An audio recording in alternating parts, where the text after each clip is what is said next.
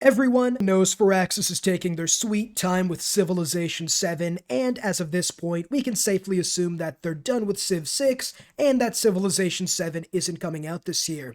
No shame in all that, of course. I wouldn't want Civilization 2042, in which I'd have to delete this channel out of pure shame, but apparently Bill Gates has gotten sick of all this waiting, and pretty much Thanos snapped the sequel into existence. As a quick aside, I have new videos on my second channel I haven't shouted out in a while, so I'll have about a minute at the end of the video where I show some of the footage of my last video, and would really appreciate it if you could check it out. And I mean, it's only like a minute long. What were you gonna do in that minute, Jacka? Yup, that's right. Apparently Xbox is coming out with their own Civilization-esque type game with a release trailer that doesn't give us much, honestly, but it's pretty much free view, so let the milking begin. In all seriousness, there are some screenshots, tweets, and info we can view from their website, even though the release trailer doesn't give us much to go on. The info tells us that 1, it's going to be a Grand 4X strategy type game like Civ, and I mean, it's in the trailer, it doesn't take a PhD in rocket science to figure out, and 2, it's going to be more faithful to Civ 6 than games like Humankind or Old World. These games have their own unique styles, which is fine, but it seems like Microsoft is going for a different direction and more closely follow Civ in their footsteps. And finally, 3, it's going to go through the ages as seen from the trailer, and also the screenshots instead of the Old World or Paradox approach of one period in history at a time. Let's take a look at the screenshots and website info, since it doesn't seem like the trailer is going to give us anything about the actual game. And here we are F11'd in, so you guys don't see my pretty ashamed browser history, but this is pretty much the entire website, I guess, for them thing. There's lots of media, lots of stuff on the homepage. You can become an insider, that's pretty cool. And the first thing we see is explore a living world. Dynamic living world filled with life, charm sweeping across landscapes ranging from jungles to sand-swept deserts. So yeah, it's pretty much going to have terrain, which is what every game has. I don't know why I'm surprised at that. And it'll also allow you to find resources to develop your nation and witness it come to life. Each citizen has a unique story that you create and influence with your decisions. So I think with that, they're probably going to do something kind of like EU4 or CK2, where they're going to do like events or something. So maybe if I decide to go, I guess, all in on religion, my science goes down or something, or maybe if I decide to go full on military, then like unrest goes like super sky high because, you know, people don't like being subjugated. But it's not going to be, I guess, sort of plain, I guess. There's going to be some flavor to it.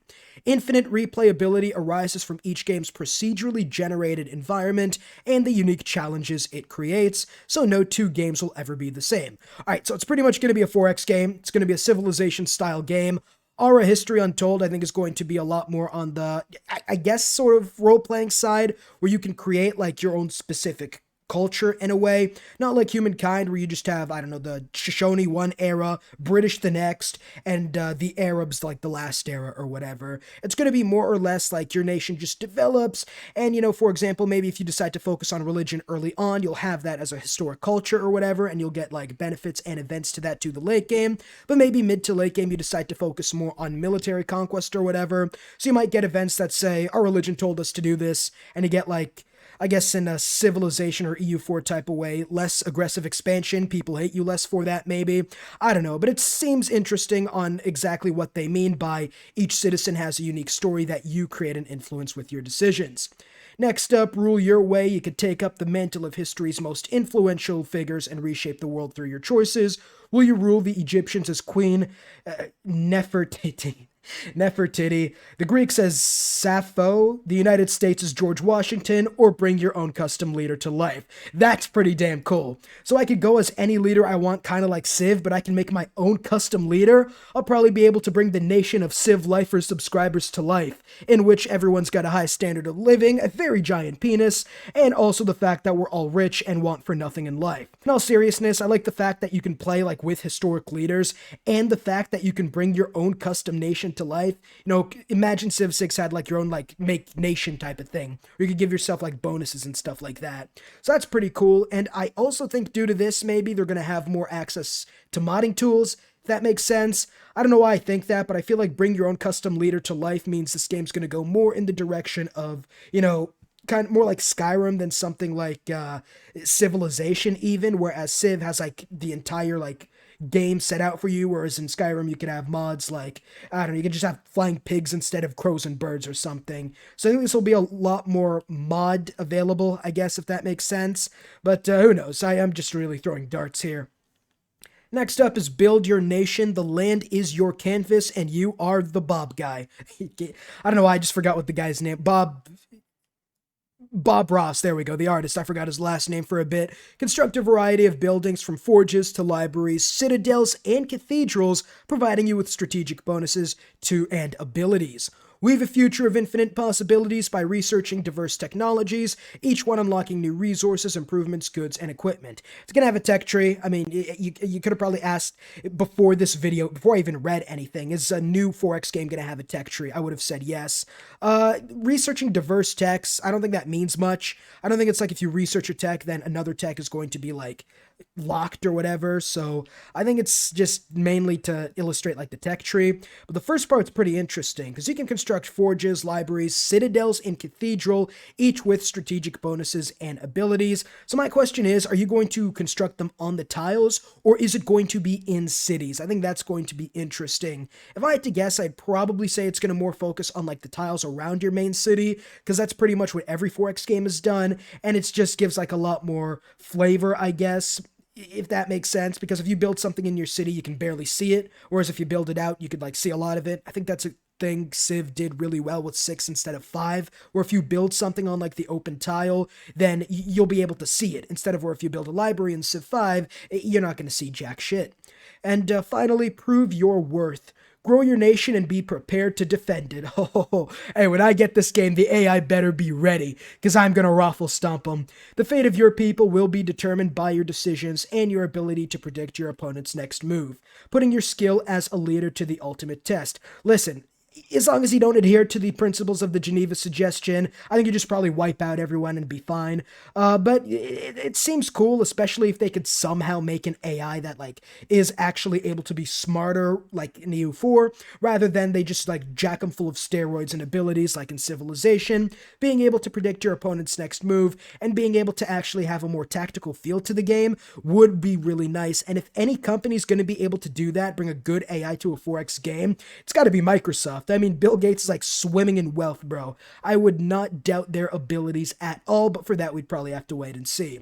They also have a Twitter, at ARA History. They're not paying me for this, unfortunately. So, Bill, if you're watching this, I shouted out your Twitter. Give me a couple bucks. But here's the first screenshot. You can see from the top left, it's pretty much science. I don't know what that looks like. Kind of looks like cheese to me. I'm guessing that's food. That's going to be money, lumber, and stone. And there's also a population mechanic. That's actually interesting.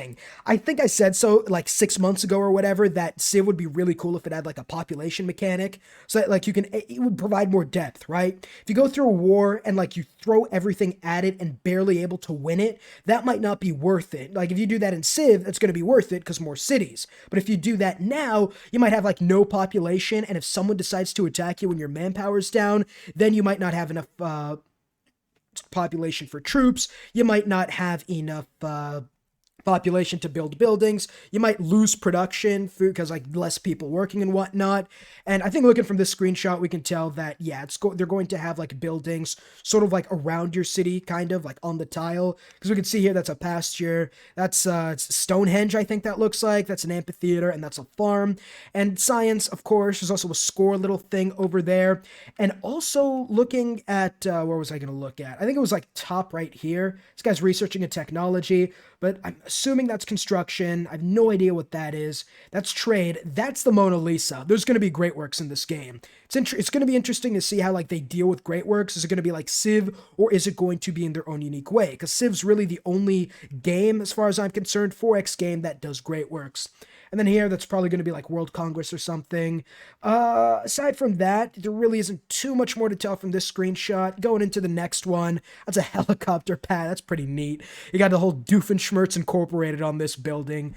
You got some water wells, I guess. And also, you can see, okay, the food symbol is different. I don't know why the hell they changed that. Maybe it changes throughout the ages. I don't know, but it's pretty much the same thing. I don't know what this electricity is definitely going to be power, no doubt about that. Being able to power buildings maybe is a requirement or something. Maybe it gives you boosts like in Civ. Who knows? And there's also like a score mechanic, and you can see down here, you have the Antiquities Era 47, and then here's the Atomic Age. So it's pretty much going to be exactly like Civ in a way. Like, it's looking like a carbon copy almost, which isn't a bad thing, of course, but that's what really it seems like to me. And here's, it just doesn't give us anything, I guess. Keep going here. That's the pyramids. So you know for a fact there is going to be wonders in this game, and I like that. I think every game has wonders at this point, but I feel like wonders just give, like, it's such an easy thing to implement and give so much flavor. And there's also a bridge here, so we can probably assume there's going to be like bridge construction, roads and stuff like that, maybe between your territories. That's pretty neat.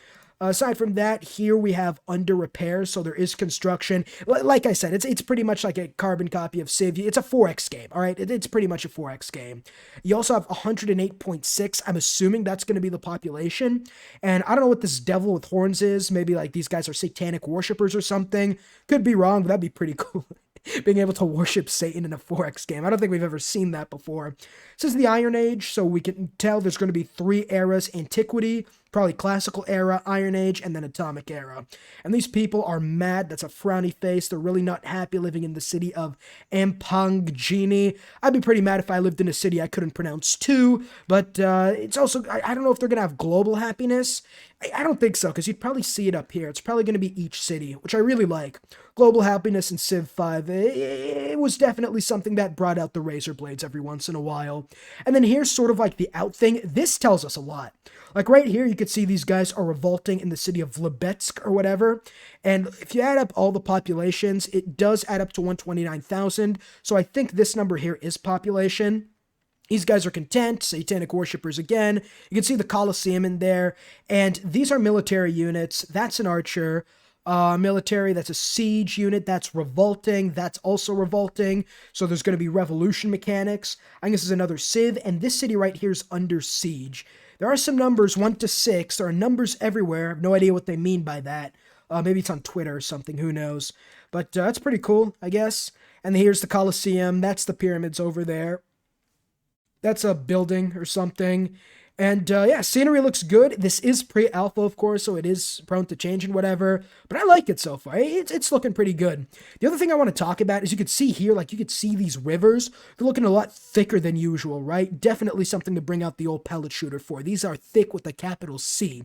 So what I think they're going to do is something I said Civ should have done, like, I think it was like a couple months ago. And what Civ 7 should do, in which they should have like naval units instead of being only in the sea, be able to go through rivers and stuff to like help you siege capitals, cities, transport units, increase trade, stuff like that. So it's not 2 things Microsoft has decided to steal off my videos. Bill Gates, if you're hearing, you got to give me like $10,000 at least or I'm going to sue. But yeah, it looks fine. It looks good. Obviously, we don't know exactly what's going to happen. That's pretty much going to be it. Am I excited for this game? I don't know. It's pre-alpha. It might just be a steaming hot pile of ARA 2042 dog shit. But yeah, if you do enjoy, leave a like, subscribe, check out my other Civ videos, and let me know your comments and thoughts down below. I use my mace as a dildo for these 2 dunces forgetting I'm the main character, and beat up on the other enemy. Oh!